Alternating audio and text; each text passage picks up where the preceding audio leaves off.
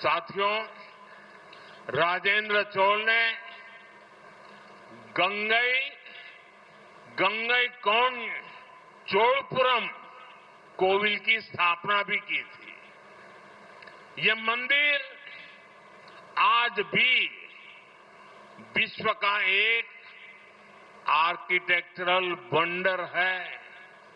ये भी चोला साम्राज्य की ही देन है कि मां कावेरी की इस धरती पर मां गंगा का उत्सव मनाया जा रहा है।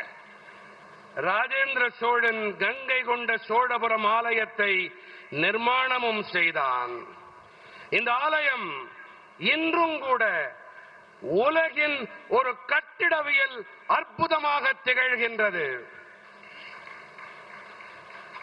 அன்னை காவிரி பெருகி பாயும் இந்த பூமியிலே அன்னை கங்கைக்கு திருவிழா எடுக்கப்படுவது என்பதும் கூட சோழ சாம்ராஜ்யத்தின் நற்கொடையாகும். मुझे बहुत खुशी है कि आज उस ऐतिहासिक प्रसंग की स्मृति में एक बार फिर गंगा जल को काशी से यहां लाया गया है। अभी यहां मैं जब पूजा पाठ करने के लिए गया था, विधि पूर्वक अनुष्ठान संपन्न किया गया है। गंगा जल से अभिषेक किया गया है और मैं तो काशी का जनप्रतिनिधि हूं और मेरा मां गंगा से एक आत्मीय जुड़ाव है। चोला राजाओं के ये कार्य, उनसे जुड़े ये आयोजन, ये एक भारत श्रेष्ठ भारत के महायज्ञ को नई ऊर्जा, नई शक्ति और नई गति देते हैं. அந்த வரலாற்று முக்கியத்துவம் கொண்ட பின்புலத்தின் நினைவினிலே மீண்டும் ஒருமுறை கங்கை நீரை காசியிலிருந்து இங்கே கொண்டு வந்திருப்பது எனக்கு மட்டற்ற மகிழ்ச்சியையும் உவகையையும் அளிக்கின்றது. தற்போது இங்கே நெறிப்படி அனுஷ்டானங்கள் நிறைவு செய்யப்பட்டிருக்கின்றன. புனித கங்கை நீரால் அபிஷேகங்கள் செய்யப்பட்டன. நான் காசியின் மக்கள் பிரதிநிதி. கங்கை அன்னையிடம் எனக்கு ஆன்ம ரீதியான அன்பு இருக்கின்றது. சோழ அரசர்களின் இந்த செயல், அதோடு இணைந்த இந்த ஏற்பாடு ஒரே பாரதம் உன்னத பாரதம் என்ற பெருவேள்வியை போன்றது. இது உற்சாகம் அளிக்க வல்லது, கருத்தூக்கம் அளிக்க வல்லது. भाइयों बहनों, चोला राजाओं ने भारत को सांस्कृतिक एकता के सूत्र में पिरोया था. आज हमारी सरकार चोला युग के उन्हीं विचारों को आगे बढ़ा रही है. हम काशी तमिल संगमम और सौराष्ट्र तमिल संगमम जैसे आयोजनों के जरिए एकता के सदियों पुराने सूत्रों को मजबूत बना रहे हैं. गंगईकोंड चोलपुरम जैसे तमिलनाडु के प्राचीन मंदिरों का भी एएसआई के जरिए संरक्षण किया जा रहा है. சகோதர சகோதரிகளே, சோழ அரசர்கள் பாரதத்தை கலாச்சார ஒற்றுமை என்ற இழை கொண்டு இணைத்தார்கள்.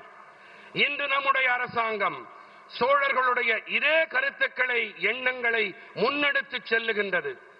நாங்கள் காசி தமிழ்ச் சங்கமம், சௌராஷ்டிரா தமிழ்ச் சங்கமம் போன்ற ஏற்பாடுகள் வாயிலாக ஒற்றுமையின், ஒருமைப்பாட்டின் பல நூற்றாண்டு கால பழமையான கோட்பாடுகளை பலப்படுத்தி வருகின்றோம்.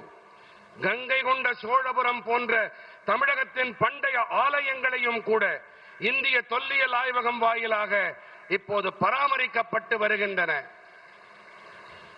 जब देश की नई संसद का लोकार्पण हुआ तो हमारे शिव आधीनम के संतों ने उस आयोजन का आध्यात्मिक नेतृत्व किया था, सब यहां मौजूद है।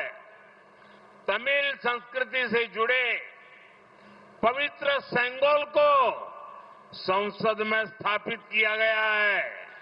मैं आज भी उस पल को याद करता हूं तो गौरव से भर जाता हूं।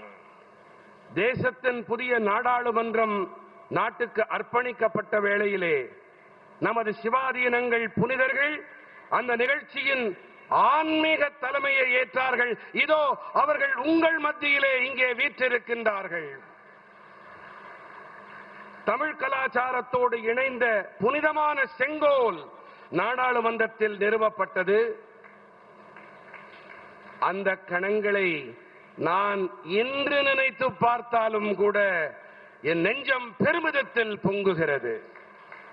साथियों, मैंने अभी चिदंबरम के नटराज मंदिर के कुछ दीक्षितरों से मुलाकात की है।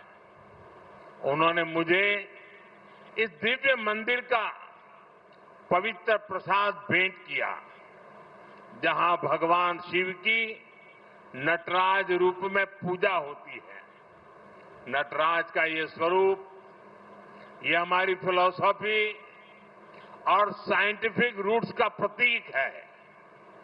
நண்பர்களே, நான் இப்போதுதான் சிதம்பரம் நடராஜா ஆலயத்தின் சில தீட்சிதர்களை சந்தித்தேன்.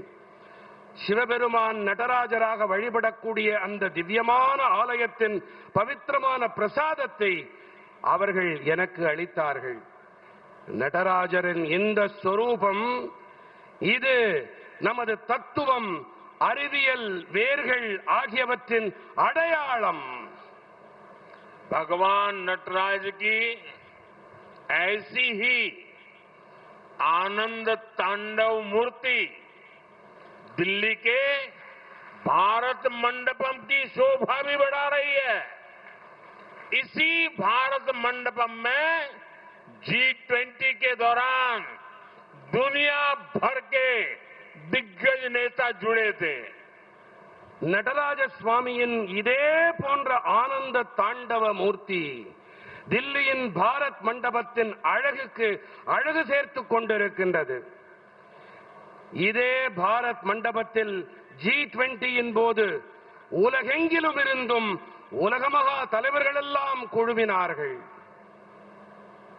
साथियों, हमारी शैव परंपरा ने भारत के सांस्कृतिक निर्माण में बहुत बड़ी भूमिका निभाई है. चोला सम्राट इस निर्माण के अहम आर्किटेक्ट थे. इसलिए आज भी शैव परंपरा के जो जीवंत केंद्र है, तमिलनाडु उनमें बेहद अहम है. நமது சைவ பாரம்பரியம் பாரதத்தின் கலாச்சார நிர்மாணத்திலே மிகப்பெரிய பங்களிப்பை ஆற்றியிருக்கின்றது. சோழ பேரரசர்கள் இந்த நிர்மாணத்தின் முக்கியமான சிற்பிகளாக விளங்கினார்கள்.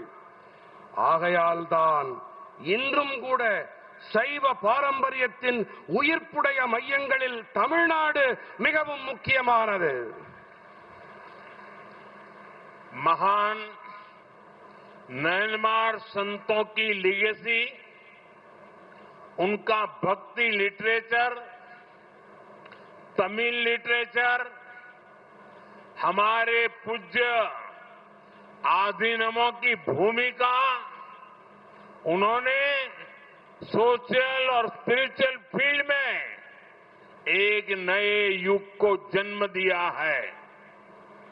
பெருமைமிகு நாயன்மார் புனிதர்களின் சீர்மரபு, அவர்கள் யாத்த பக்தி காப்பியங்கள், செம்மொழியாம் தமிழ் மொழியின் இலக்கியம், நமது போற்றுதலுக்குரிய ஆதீனங்களின் பங்களிப்பு, அவர்கள் சமூக மற்றும் ஆன்மீக களங்களில் ஒரு புதிய யுகத்திற்கு பிறப்பளித்திருக்கின்றார்கள்.